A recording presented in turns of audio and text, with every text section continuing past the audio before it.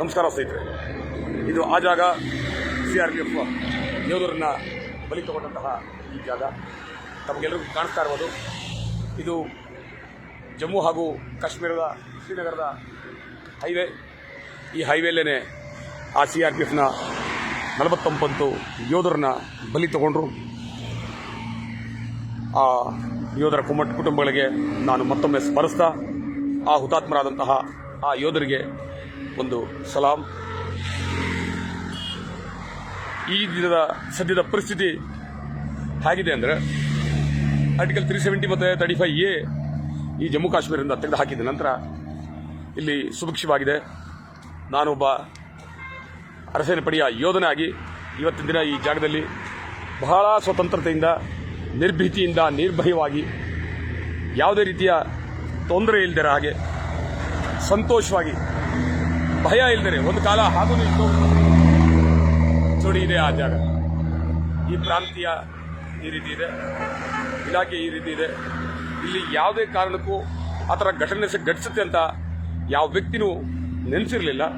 ಆದರೆ ದುರಾದೃಷ್ಟ ನನ್ನ ಯೋಧರನ್ನ ನಾವಿವತ್ತು ಕಳ್ಕೊಂಡಿದ್ದೀವಿ ಅಂತ ಹೇಳ್ತಾನೆ.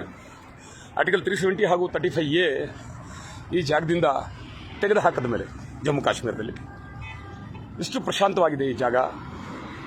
ಯಾವುದೇ ರೀತಿಯ ತೊಂದರೆ ಇಲ್ಲದೆ, ಯಾರು ಭಯ ಪಡೆದರೆ, ನಿರ್ಭೀತಿಯಿಂದ, ನಿರ್ಭಯವಾಗಿ ಎಲ್ಲರೂ ತಮ್ಮ ಕೆಲಸದಲ್ಲಿ ಕಾರ್ಯಪ್ರವೃತ್ತರಾಗಿದ್ದಾರೆ. ಅದು ಒಂದು ಹೆಮ್ಮೆ. ಈ ಗೌರವ ಈ ದೇಶದ ಪ್ರಧಾನಿಗಳಾದಂಥ ನರೇಂದ್ರ ಭಾಯಿ ಮೋದಿಯವರಿಗೂ ಹಾಗೂ ಗೃಹ ಮಂತ್ರಿ ಅಮಿತ್ ಶಾ ಅವರಿಗೂ ಸಲ್ಲುತ್ತೆ. ಅವ್ರಿಗೂ ಸಹಿತ ಈ ಯೋಧನ ಕಡೆಯಿಂದ ಒಂದು ಸಲ್ಯೂಟ್. ಒಂದು ಕಾಲ ಆಗೋಯಿತು, ನಾವು ಈ ಪ್ರಾಂತ್ಯದಲ್ಲಿ ಡ್ಯೂಟಿ ಮಾಡಬೇಕಾದ್ರೆ ಬಹಳಷ್ಟು ಯಾತನೆ, ನೋವು, ದುಃಖ, ಭಯ ಎಲ್ಲವೂ ನಮ್ಮನ್ನು ಆವರಿಸಿತ್ತು. ಆದರೆ ಸದ್ಯದ ಪರಿಸ್ಥಿತಿಯಲ್ಲಿ ಸಂಪೂರ್ಣವಾಗಿ ಅಲ್ಲದೆ 90% ಅಂತೂ ಇವತ್ತಿನ ದಿನ ಇಲ್ಲಿ ಶಾಂತಿ ಅನ್ನೋದು ನೆಲೆಸಿದೆ. ಆ ಒಂದು ಕಾರಣದಿಂದ ದೇಶದ ಜನತೆ ಯಾರು ಏನೇ ಹೇಳಿ, ನಾನು ಮೋದಿಯವ್ರನ್ನ ಈ ವಿಚಾರವಾಗಿ, ಅಮಿತ್ ಶಾ ಅವ್ರನ್ನ ಈ ವಿಚಾರಕ್ಕೋಸ್ಕರ ನನ್ನ ಮನಪೂರ್ವಕವಾಗಿ ಅವ್ರಿಗೊಂದು ಈ ಮಾಜಿ ಯೋಧನಾಗಿ ಒಂದು ಸಲ್ಯೂಟ್. ದೇಶ ಬದಲಾಗಬೇಕು, ಬದಲಾಗ್ತಾ ಇದೆ ಅನ್ನೋಕ್ಕೆ ಇದಕ್ಕಿಂತ ಒಂದು ಉತ್ತಮ ಉದಾಹರಣೆ ಇಲ್ಲ.